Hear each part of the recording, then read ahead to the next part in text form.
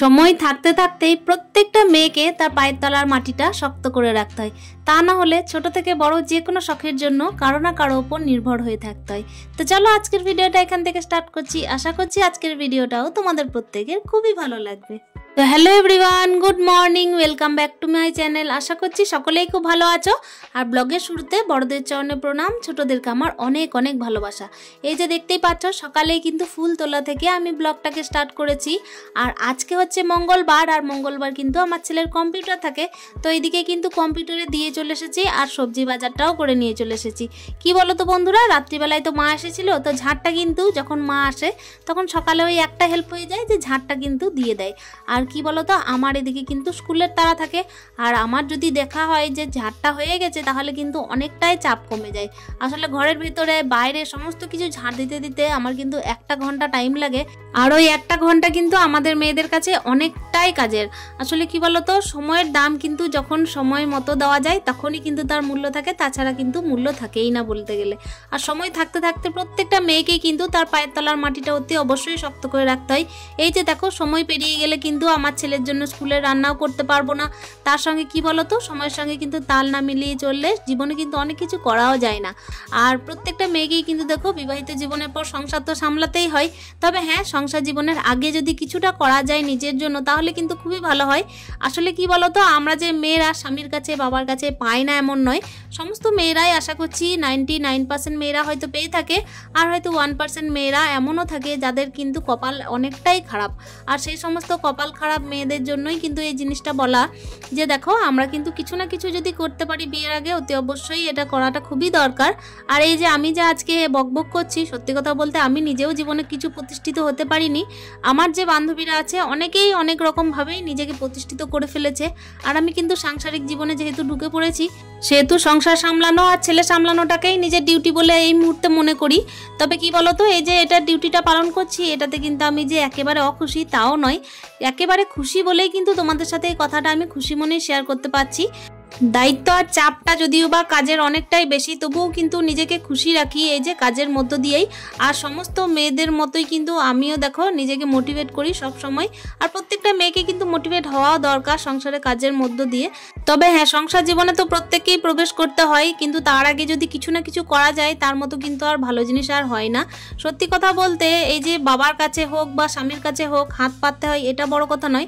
বড় ব্যাপার হচ্ছে নিজের 1 পয়সা ইনকাম করেও যদি নিজে থেকে কিছু কেনা যায় তার কিন্তু আনন্দটাই অন্যরকম। তো দেখো, গল্প স্বল্প তো হতেই থাকছে, আর তার সঙ্গে দেখো তোমাদের সাথে গল্প করতে করতে ছেলেকে ওদিকে আমি কম্পিউটার থেকে নিয়েও চলে এসেছি। আর তার সঙ্গে দেখো এই যে পালং শাক কিনে এনেছি।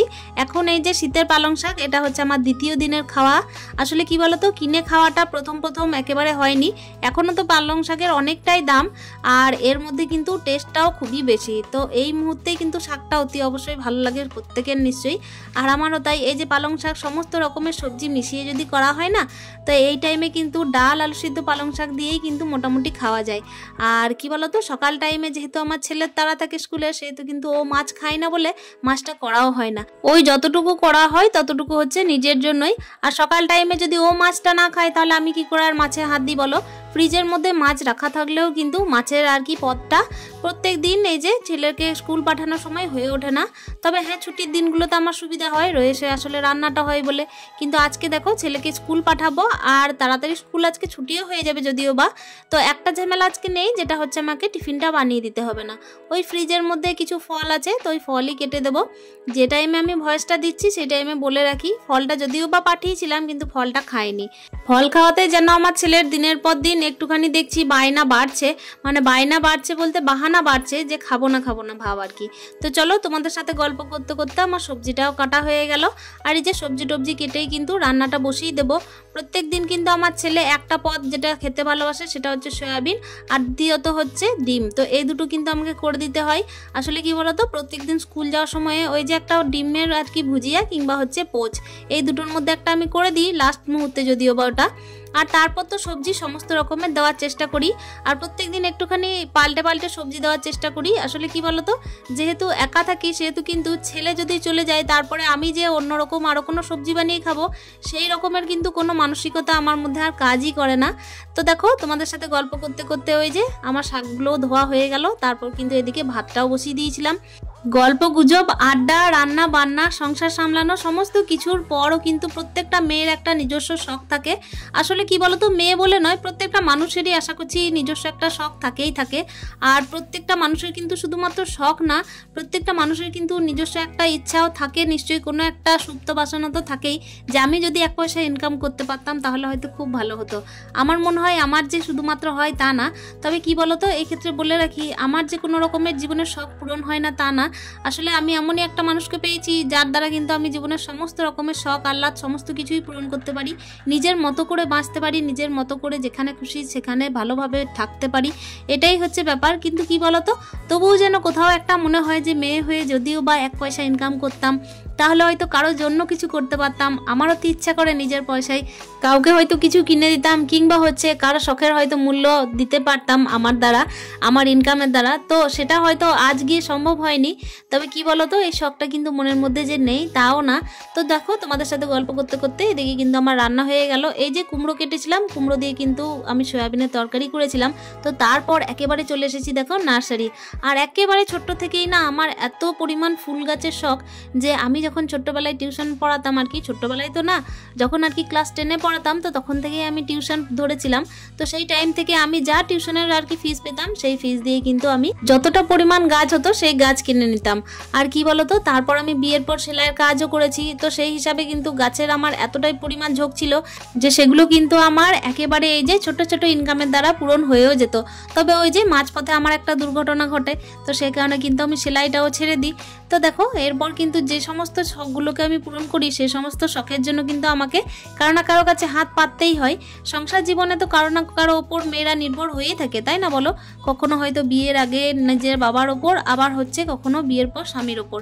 তবে হ্যাঁ, বাবার কাছে বা স্বামীর কাছে যে আমরা বোঝা হয়ে দাঁড়াই তা তো নয়, তারা কিন্তু আমাকে নিজেদের মতো করেই সমস্ত কিছু শখ পূরণ করার সুযোগ দেন। তবে এই যে আমি যে ছোট্ট একটা কথা এর মাঝেই বলে ফেললাম, ওই যে নিজের পয়সায় যদি কিছু একটা শখ পূরণ করা যায় তার কিন্তু অন্যরকমই একটা ফিলিংস। তবে হ্যাঁ, বিবাহিত জীবনের পরও যে নিজের শখ পূরণ করা যায় না বা নিজেকে প্রতিষ্ঠিত করা যায় না এমন কিন্তু কোনো কথা নেই। তবে ওই যে বললাম, সময় থাকতে থাকতেই নিজেকে প্রতিষ্ঠিত করে রাখাটা অনেকটাই দরকার। কারণ কি সময় পেরিয়ে গেলে কিন্তু এই সময়ের মূল্যটা একেবারেই কমে যায়। আসলে সময়ের মূল্য তখনই আর কি থাকে ঠিকঠাক যখন সময়টাকে ঠিক করে কাজে লাগানো যায়। তো দেখো এই যে দেখতেই পাচ্ছ, বিবাহিত জীবনের পর কিন্তু আমার অনেক বান্ধবীরাই আছে যারা কিন্তু নিজেকে প্রতিষ্ঠিত করে ফেলেছে। আসলে মেয়েদের কপাল তো এক এক জায়গায় এক এক রকম, শ্বশুরবাড়ির লোকজন কতটা সাপোর্টিভ হবে সেটাও কিন্তু নির্ভর করে এই ক্ষেত্রে। তো দেখো ওই জন্যই কিন্তু সময় থাকতে থাকতেই নিজেকে প্রতিষ্ঠিত করে নেওয়াটা খুবই দরকার। আর এই যে আমি দেখো তোমাদের সাথে গল্প করতে করতে এই মুহূর্তে কিন্তু অনেকটাই কাজ করে ফেলেছি। আর এক্ষেত্রে বলে রাখি, আমাদের মতো সাংসারিক মেয়েদের কিন্তু সংসারে এই যে স্বামী আর ছেলের মুখের হাসিটা আর হাজব্যান্ডের ইনকাম, তার সঙ্গে হচ্ছে ছেলে মেয়ের উজ্জ্বল ভবিষ্যৎ, এইটাই হচ্ছে সব থেকে বড় পাওয়া আর সব থেকে বড় আর কি ইনকাম আমাদের কাছে এইটাই। তো এই যে তোমাদের সাথে গল্প করতে করতে আমি গাছগুলোকে এই যে সাজিয়ে এখন আপাতত রেখে দিলাম। এই যে ছোট্ট ইনডোর প্ল্যান্টটা আছে সেটা আমি গোপালের এখানেই রাখলাম আপাতত, পরে ভাবনা চিন্তা করে দেখবো যে কোথায় রাখলে ভালো হয়। দুপুরের খাওয়া দাওয়া সেরে একেবারে নার্সারি গেছিলাম। আসলে কাছাকাছি আমাদের বাড়ি থেকে নার্সারিটা, তো হেঁটে গেলে কিন্তু 10 মিনিটের রাস্তা, তো সেই জন্য আমি চলে গেলাম নার্সারি আর ওখান থেকে গাছগুলো কিনে আনলাম। যাওয়া আর হচ্ছিল না জানো তো, এই যে সংসারের কাজের মাঝে কিন্তু ছোট দিনের বেলায় একেবারে সময়ও পাচ্ছিলাম না। আর এই যে দেখতেই পাচ্ছ অনেকটাই কিন্তু বেলা হয়ে গেছে, আর ঘরের ঝাঁটগুলোকে না দিলেই নয়। ঝাঁটটা তাড়াতাড়ি দিয়ে নেব, তারপর কিন্তু দেখো খুঁটিনাটি কাজগুলো সারতে হবে ঘরের, তারপর কিন্তু সন্ধ্যা দেওয়ারও পালা। প্রত্যেক দিনের কিন্তু এই রুটিন আমাদের প্রত্যেকটা গৃহবধূর চলতেই থাকে। এই যে রুটিনের মাঝেই কিছুটা যে টুইস্ট আসবে তাও তো নয়, এই যে টুইস্টটা আসে শুধুমাত্র এই যে ছোট ছোট শখ পূরণের মাধ্যমে। তো আজকে ওই জন্যই ভাবলাম নিজেকে একটুখানি সময় দিই। নিজেকে একটুখানি সময় দিই বলতে যার যেটা ভালো লাগা তার পিছনে কিন্তু একটুখানি সময় দিতে হয়, ছোট ছোট শখের দামও দিতে হয়। তবে এক্ষেত্রে বলে রাখি, আজকের ব্লগের মধ্যে কিন্তু আমার অতি অবশ্যই প্রথমেই বলা উচিত ছিল যে আমার মা কিন্তু একজন কর্মরতা নারী, তিনি একজন ICDS এর ওয়ার্কার। তো সেই হিসাবে কিন্তু একটা ছোট্ট কাজ করলেও তার মধ্যে একটা অনেক বড় পাওয়া পাওনা আছে, প্রাপ্তি আছে যে আমি কিছু একটা ইনকাম করি, এর মধ্যে কিন্তু একটা অন্যরকম সন্তুষ্টি। নিজের হাজব্যান্ডকে পাশে থেকে এই যে হেল্প করতে পারাটাও কিন্তু অনেক বড় ব্যাপার আমাদের মতো এই মধ্যবিত্ত পরিবারের মেয়েদের জন্য। অনেকগুলো কাজ আর তার সঙ্গে কিন্তু অনেক ছোট ছোট শখের কথা তোমাদের সাথে শেয়ার করলাম। এই যে দেখতেই পাচ্ছ ঝাঁটগুলো কিন্তু দিয়ে এসে একেবারে উঠোনটা পরিষ্কার করে মুখ হাত ধুয়ে নিচ্ছি, একটুখানি রিফ্রেশ হয়ে যাব, তারপর কিন্তু জামা কাপড় চেঞ্জ করে আমাকে বাজার ছুটতে হবে। আজকের ব্লগটা তাহলে এখানেই শেষ করছি, দেখা হচ্ছে নেক্সট ব্লগে। স্টে হ্যাপি হ্যাপি হ্যাপি মন, টাটা।